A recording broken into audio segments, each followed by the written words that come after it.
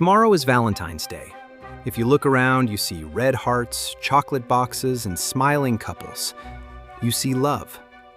But if you look deeper, if you look through the lens of dark psychology, you see something else entirely. You see a compliance test. Welcome to The Breakdown. In evolutionary psychology and game theory, a compliance test, often called a shit test in dating dynamics, is a hurdle placed in front of you to see if you will jump. It is a measurement of your obedience. It is a measurement of how much resources you are willing to burn just to stay in the game. Valentine's Day is the ultimate society-wide compliance test. Think about it. If you buy flowers on July 14th just because you feel like it, that is a genuine signal of affection. It is spontaneous. It comes from you. But if you buy flowers on February 14th, it proves nothing about your love. It only proves your submission. You are not buying them because you want to. You are buying them because if you don't, there will be consequences. There will be silence. There will be a fight. There will be a withdrawal of affection. This is not romance. This is a hostage situation. The holiday operates on a hidden contract. Perform this ritual or lose status. Most men, and many women, feel a knot of anxiety in their stomach right now. That anxiety is not excitement for love. That anxiety is the fear of failing the test. Did I get the right reservation? Is the gift expensive enough? Will she be disappointed compared to her friends? This anxiety is the mechanism of control. The holiday is designed to leverage your fear of loss to extract resources, money, and emotional labor, planning, from you. So how do we navigate this? Do we boycott it and risk the relationship? Or do we submit and feel like a pawn? Neither. The only way to win a rigged game is to understand the rules better than the people playing it. In this series, we are going to deconstruct the 3 specific tests hidden inside Valentine's Day: the financial test, the signaling of resources, the social proof test, the signaling of status to others, the emotional labor test, the signaling of attention. And in the final part, I will teach you the high-status way to handle this day. How to satisfy the requirement without looking like a desperate conformist. Let's start with the most obvious trap: the money. In part 2, we examine the costly signal. Why we are biologically hardwired to spend money we don't have to impress people who are testing us, and how the diamond industry hacked your brain. We have established that Valentine's Day is a compliance test. Now let's look at the first hurdle: the money. Why does a diamond cost 3 months' salary? Why do roses cost 300% more on February 14th than on February 15th? Economics says it is supply and demand. Evolutionary psychology says it is costly signaling.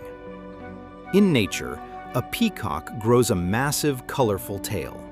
That tail is heavy. It makes the bird slow. It makes it easy for predators to catch him. It is a stupid survival strategy. But that is exactly why it works. The tail says to the female, "Look at me. I am so strong, so healthy, and have so much excess energy that I can afford to drag this useless weight around and still survive." The waste is the signal. Valentine's Day works the same way. If you buy your partner a practical gift, like a vacuum cleaner or a blender, you fail the test. Why? Because those things are useful. They have utility. The test requires you to buy things that are useless. Cut flowers that will die in 3 days. Diamonds that are just compressed carbon. Fancy dinners that become waste by morning. The uselessness is the point. You are burning resources. You are setting money on fire to say, "Look at me. I have so much excess capacity that I can afford to waste this on you." This is the financial compliance test. Corporations know this. The diamond industry, De Beers, invented the 2-month salary rule out of thin air in a marketing campaign. They hacked your biological need to signal fitness. They turned love into a transaction. If you don't spend, you are signaling poverty or lack of commitment. If you do spend, you are signaling fitness and submission. But here is the trap. The goalpost moves. If you buy the flowers this year, you set a baseline. Next year, you must match or exceed it. You are on a hedonic treadmill. You are running faster just to stay in the same place. So, is the answer to be cheap? No. Being cheap signals low status. The answer is to be strategic. High-value people do not signal with waste, they signal with uniqueness. A billionaire does not impress his wife with a diamond, he impresses her with an experience that money literally cannot buy for anyone else. In part 3, we are going to look at the second hurdle, which is even more dangerous than money. It is the social proof test. This is why your partner cares more about posting the gift on Instagram than actually receiving it. It is not about you. It is about the audience. We have discussed the money. We have discussed the costly signaling theory. You might think that if you spend enough money, you are safe. You might think that if you buy the expensive dinner and the roses, you have passed the test. You are wrong. Because in 2024, the private relationship is dead. Privacy is no longer a luxury, it is a liability. Welcome to the most dangerous hurdle of the entire holiday, the social proof test. Here is the brutal truth that no one will admit to your face. Your partner does not just want to be loved by you. They want to be envied by others. If a tree falls in the forest and no one hears it, does it make a sound? If you give your partner a gift on Valentine's Day and they cannot post it on Instagram, did it even happen? To the modern, dopamine-addicted brain, the answer is no. This brings us to the core mechanism of Part 3, the performative ritual. Valentine's Day has mutated. It used to be a celebration of intimacy. 2 people, a quiet room, a shared moment. But social media has weaponized it. It has turned February 14th into the Super Bowl of relationships. It is a competitive sport where every couple is playing against every other couple, and the score is kept in likes, views, and comments. This is René Girard's mimetic theory in action. Girard argued that we desire things not because we want them, but because others want them. We learn what to value by watching what other people value. On Valentine's Day, your partner opens their phone. They see a feed full of highlight reels. Sarah got a trip to Paris. Emily got a bouquet the size of a car. Jessica got a literal puppy. Instantly, your reasonable gift of a nice necklace and dinner loses 50% of its value. Not because it is bad, but because it loses the comparison game. This is the trap. You are not being graded on a curve of, does he love me? You are being graded on a curve of, did he beat Sarah's boyfriend? If you fail to provide a postable moment, a visual artifact that signals high status to their peer group, you are essentially publicly humiliating them. Think about the psychology of the unboxing. Why is the packaging often more important than the product? Because the act of receiving is the content. If you take your partner to a dark, intimate, candlelit dinner where the food is amazing, but the lighting is too dim for a photo, you have failed the social proof test. If you take them to a bright, trendy, aesthetically pleasing trap restaurant where the food is mediocre, but the decor looks amazing on TikTok, you have passed. You are not buying a meal. You are buying a prop for their personal brand. This sounds cynical. It sounds dystopian, but you must understand the evolutionary drive here. In the ancestral environment, a mate who could provide resources was good, but a mate whose resources were visible to the tribe was better. It signaled to rivals, back off. This one is taken care of. This one has high value. Today, the tribe is 500 followers on Instagram. The signal is the story post. So, how do you navigate this minefield without going bankrupt or crazy? The strategy: optics over cost. If you understand that this is a visual test, you can hack it. You stop optimizing for quality and start optimizing for visibility. 1. The volume hack. Do not buy one expensive small item that looks tiny in a photo, like a high-end gift card or a small piece of jewelry. Buy 10 inexpensive, large items. Fill the room. Balloons, petals, large boxes. Visually, this looks like abundance. It looks like obsession. A room full of red balloons costs $50, but looks like $1 million on a phone screen. A $200 gift card looks like a piece of plastic. Win the visual war. 2. The public delivery hack. Do not give the flowers at home in the morning. Send them to their workplace. Why? Because the audience is at the workplace. If you give them flowers at home, only they know. If you send them to the office, everyone knows. Her coworkers see it. Her boss sees it. The social proof meter maxes out. The jealousy of others spikes her dopamine more than the flowers ever could. You are leveraging the envy of strangers to increase your value in her eyes. 3. The caption hack. Understand that she is struggling to write the caption. She wants to write, "My man is the best," but she needs evidence. Give her the evidence.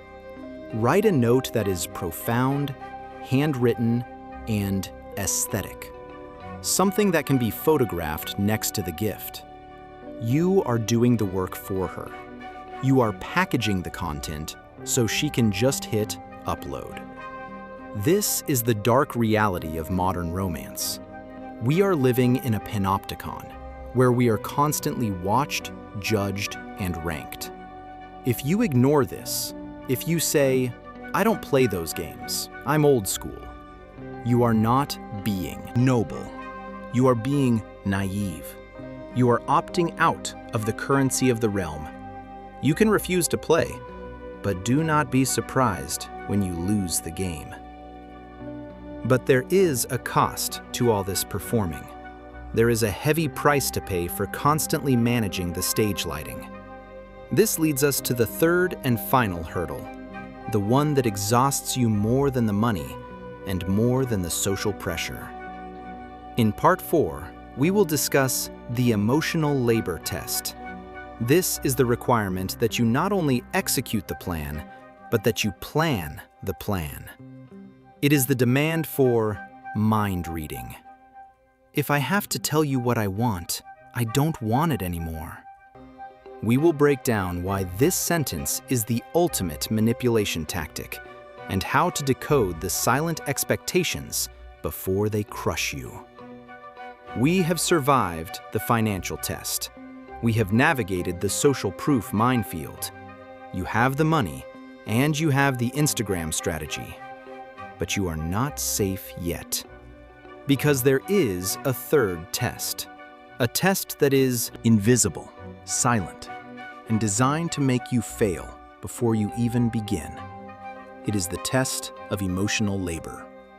Welcome to the psychological torture chamber known as, if I have to tell you what I want, I don't want it anymore. This sentence is the single most destructive concept in modern romance. It is the nuclear weapon of the compliance test. It implies that love is not about action, it is about telepathy. In the old world, a contract was simple. I want X, you provide X, we are happy. In the modern romantic landscape, the contract is hidden. I want X. I will not tell you I want X.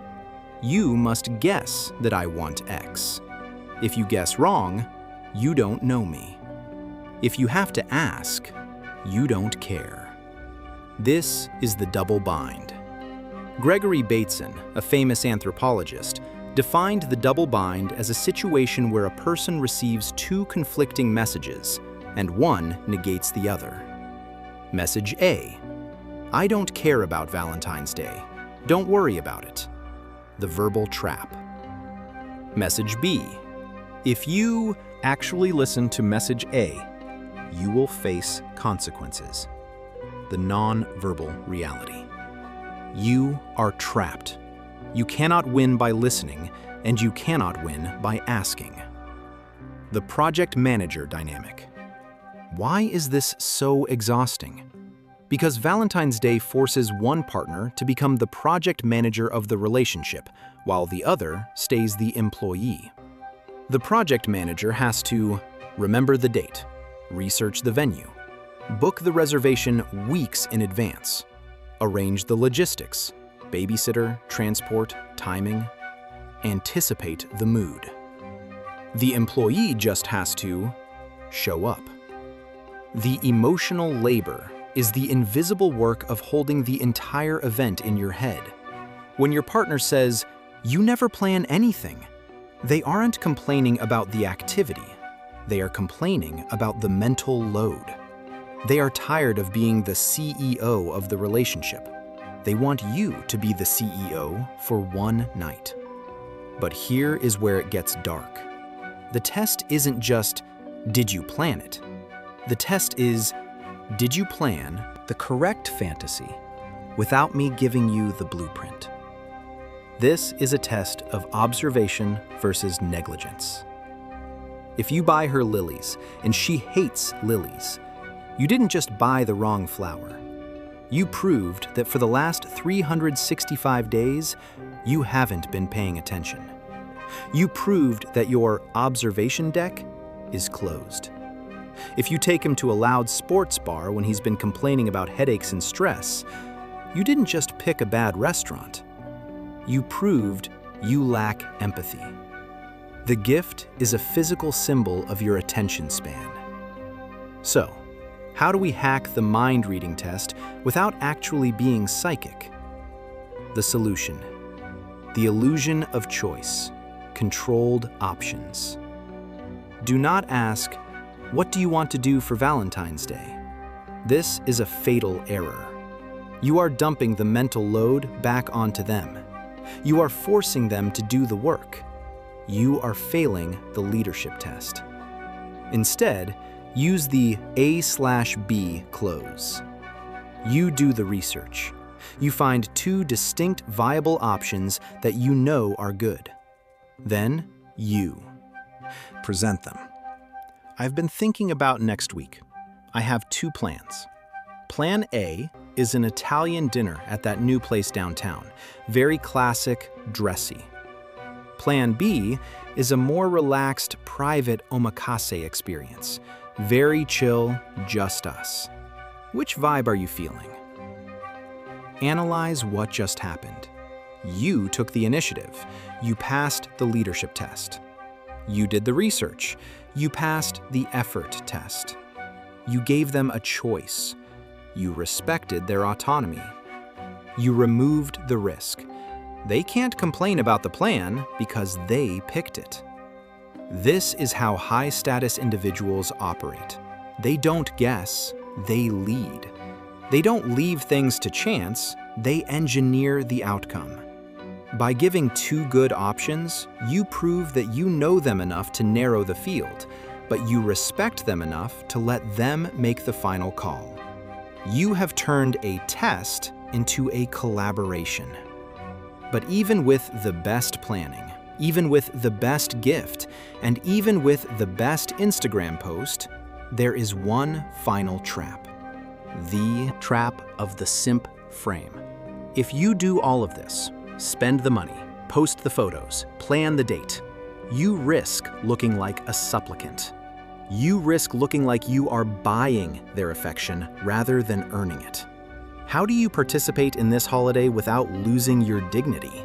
How do you pass the test without looking like you are terrified of failing it? In the final part, Part 5, we will discuss the high-status reframing.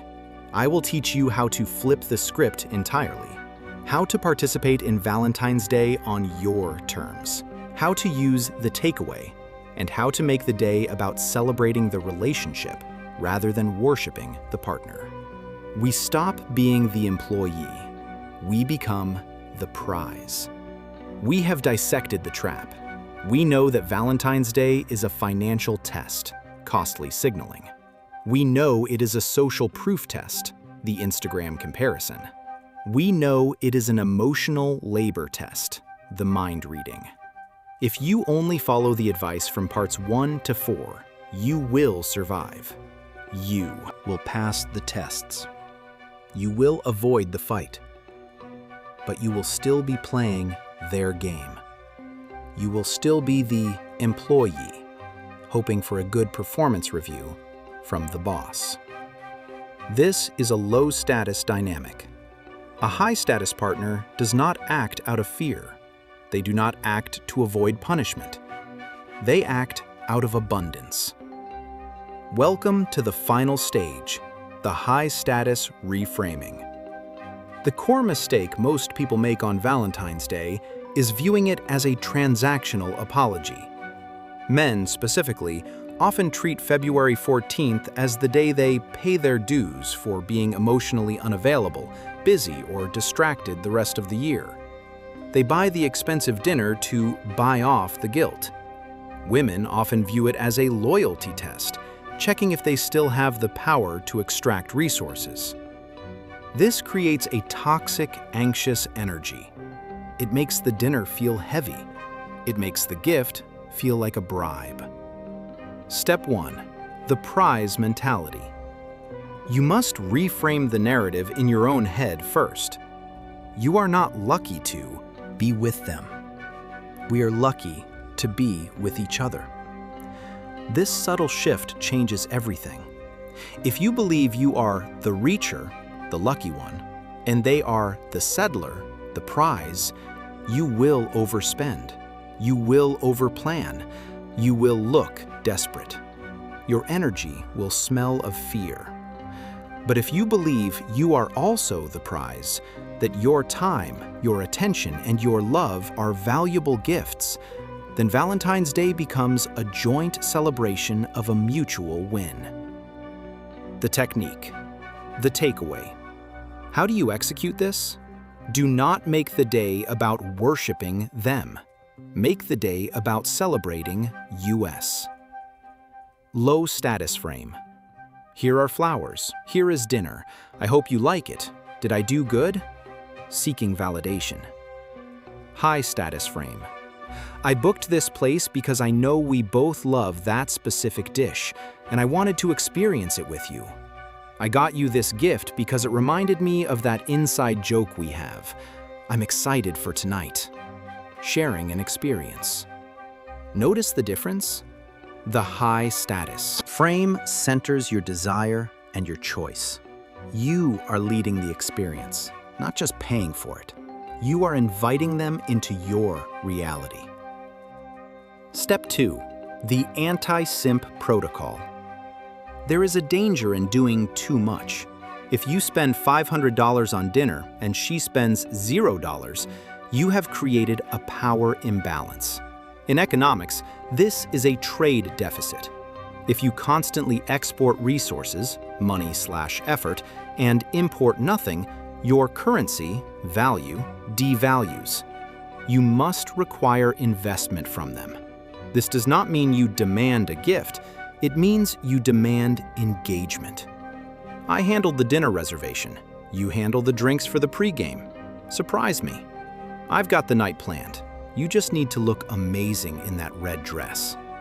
By giving them a small assignment, you are adhering to the Ben Franklin effect we discussed earlier.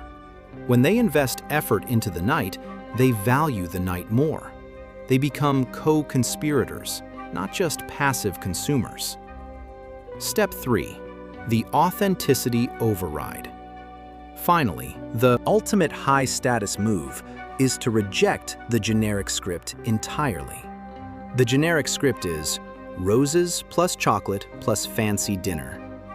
This script is safe, but it is boring. It signals, I am doing what society tells me to do. High status is specific. If she loves horror movies, do not take her to a rom-com. Take her to a haunted house tour. If he hates crowds, do not take him to the trendiest spot. Cook a steak at home that is better than the restaurants. Specific effort beats generic money every time. Why? Because specific equals I see you. Generic equals I see a woman/man. When you tailor the experience to their actual psychology, not the Instagram algorithm, you prove that you are observing them.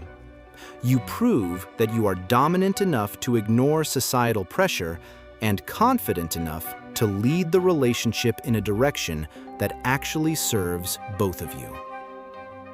Synthesis: the dark psychology of love. We have covered a lot. The holiday is a trap. It is designed to extract money, compliance. But you can hack it. Don't ignore it. That's a losing battle. Don't overspend blindly. That's a weak signal. Don't play the victim. That's unattractive. Instead, lead, plan, reframe. Make the day about the connection you built together. Use the social proof to your advantage, but keep the core experience authentic. Stop trying to buy their love for another year. Start trying to build a memory that anchors them to you. Because at the end of the day, the only thing more addictive than a diamond is the feeling of being truly, deeply understood by a powerful partner. Be that partner. Win the game. This concludes our series on why Valentine's Day is a compliance test.